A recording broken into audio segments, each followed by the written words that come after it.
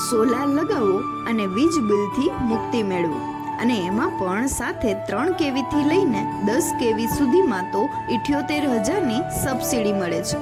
જી હા, પોરબંદર જિલ્લામાં છેલ્લા 6 વર્ષથી કાર્યરત છે વીર સોલાર.